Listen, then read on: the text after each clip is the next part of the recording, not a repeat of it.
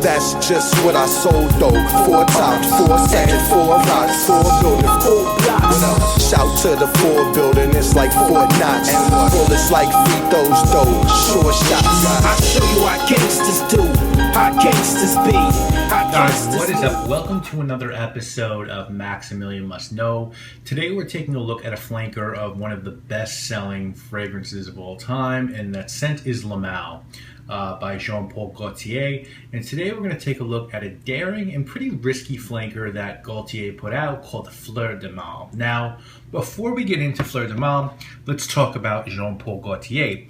First and foremost, Jean-Paul Gaultier is obviously a fashion house. It was started by a gentleman named Jean-Paul Gaultier in 1976 when his first collection was presented. This was a guy who had no formal training in fashion and began at a really young age sending sketches to famous couture designers out there like Pierre Cardin and Jean Patou. And those were actually two designers who really went out of their way to help him, get him his start, and take him in and let them work for him. He then really was able to branch out on his own, and he sort of became known as the enfant terrible in fashion, or the terror child who just basically went out and made really daring clothing and pieces that run the gamut from streetwear to bespoke.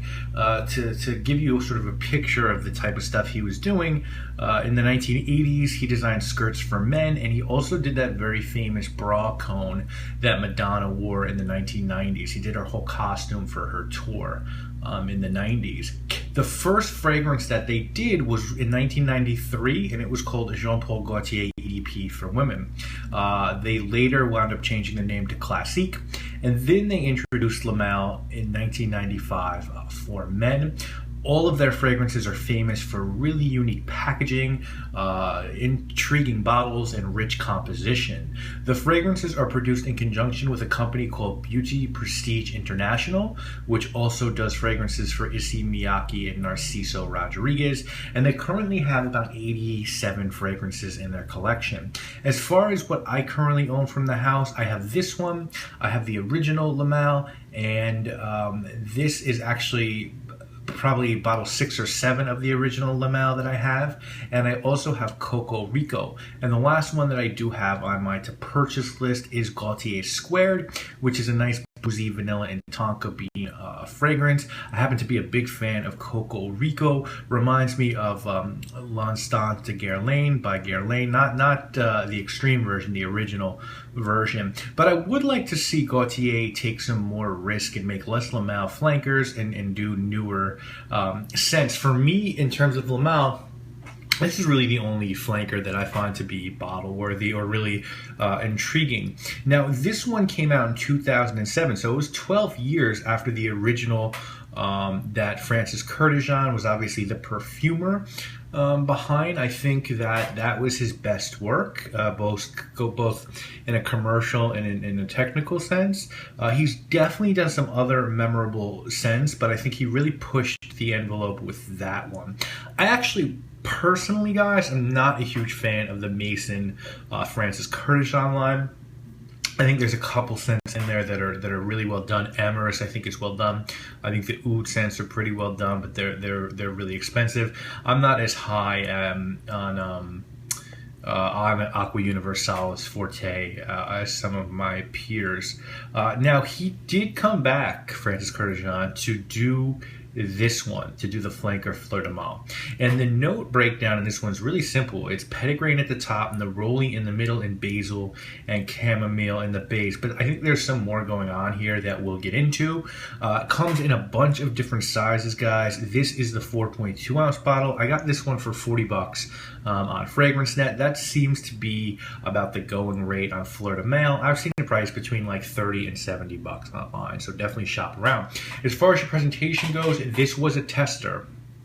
It wasn't a tester. I did get the original packaging, but when I moved, I got rid of it. You've seen the Le Mal packaging. It's in a very iconic tin can. that was in the intro to this video, and this one is just painted white. It's just a white tin can that's very nice. The bottle is the classic Lamel male sort of silhouette or torso. It's just painted white all the way around, and you have your sticker at the bottom letting you know that it's eau de toilette, and you have that stopper that says Fleur de Male. You pull that out, you spray down, and this one sprays pretty beastly. So I happen to love the Lamel bottles. I think they were, when they came out, they were really daring, and I just think they look really good. I like them, and I really like this one. Now, as far as this one smells, I think it's really simple to explain, because in my opinion, it's Lamel with a very prominent orange blossom note at the top. Some people find it to be entirely too feminine, so this is one that I'm definitely going to recommend trying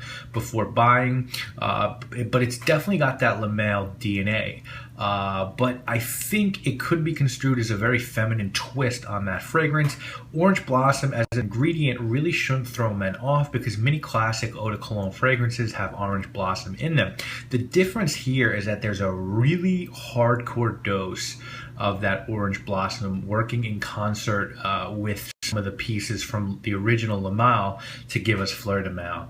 And so this one opens up definitely with an orange blossom accord that's also peppered with some orange leaves. I'd actually say that the orange leaves have a bit of bitterness to them. And what else you're going to get? You're going to get some green with this one, almost in a mossy sense. And then there's a big hit of that sort of vanilla base that's very evocative of the original fragrance. But that really is all that I get out of this one. Orange blossom, orange leaves, green notes, and a heavy dose of either vanilla, tonka, or coumarin, and probably coumarin, because it does have a bit of that like hay like characteristic to it, sort of a dry earthiness to it. But that's what this one is about, you know. And I'd be very frank and say there isn't a ton of development with this one at all. As it dries down, you're just left with that heavy dose of orange blossom and that very sweet coumarin like vibe, which actually can be quite pleasant. Performance wise, this one is a beast on me. Not quite as beastly as Lamel, a bit softer and a lot more feminine, but I could easily get 8 to 10 hours out of this one with good projection. And I have to really be careful because this could really easily choke someone out. It has the power to be really cloying. Could I see women wearing this one? I think so, but it would need to be a very specific female audience, and then someone who's comfortable with wearing the softness of orange blossom being overdosed and then paired with the hefty Lamel. I think it's a very good springtime scent that can work in the fall and winter as well, and I think it can be worn to the office as long as the sprays are kept to a minimum. And it's a really good scent to wear when someone wants to feel daring and just wear something different. If you're unable to get this one or don't like the idea of this but want something like it, of course you can just go with the original Lamel. If you want to see Jean-Paul Gaultier sort of refining orange blossom a bit more, you can get a Piece of Me from the Mason Francis Courtejan collection. That's definitely more refined, and I think it's a more natural blend for the orange blossom with the cedar and amber. And there are great orange blossom fragrances out there that men can wear, like Neroli Portofino by Tom Ford, Fleur d'Orange by Le Labo, Orange Blossom by Nest, all sort of lighter takes on a very delicate note. If someone were trying to talk you into purchasing this scent, I think they tell you that, look, it's Francis Courtejan, who's probably going to go down as one of the best perfumers of all time. So it's a scent from him that you could get at a really great price.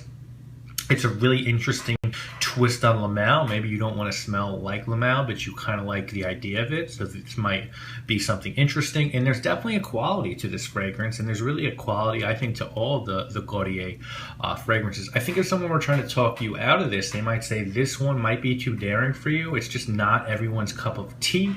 It can entirely come off as too feminine, and it definitely was a letdown for a lot of fans of Lamel. And if you love Lamel and think you're just going to buy this and have that same experience, I would really get a sample of this one before you made that decision, unless money isn't the thing to you or you're just really into collecting. This one was really tough for me to rate, and I really had to think this one through. When you consider that this can be had for around $35, how daring it is, and the Jean-Paul Gaultier quality and everything, I'm going to give Fleur de Mal a 7 out of 10. I like it a lot, but I don't love it, and I find it hard to wear unless I wear very little, and even then I'm a little self-conscious. But it's a really neat twist on the original, and really the only flanker that I've smelled that's different enough that's worth owning. Would I say you have to run out there and get this fragrance? Definitely not. But if you like La Mal and you want a different spin on it, or just want to try something different, and I do mean very different designer scent, then I would give this one a serious look. And a scent like this is good, I think, really for designer perfume to sort of push the industry in a different direction from what's really boring. So I hope you have enjoyed this review. If you have any questions about this fragrance, please feel free to drop me a line. And of course, we'll be back next week with more videos. Guys, I'll show you how gangsters do, how gangsters be, how gangsters move, how gangsters speak. If this ain't gangsta, then what is gangsta be? Now everybody wanna be certified.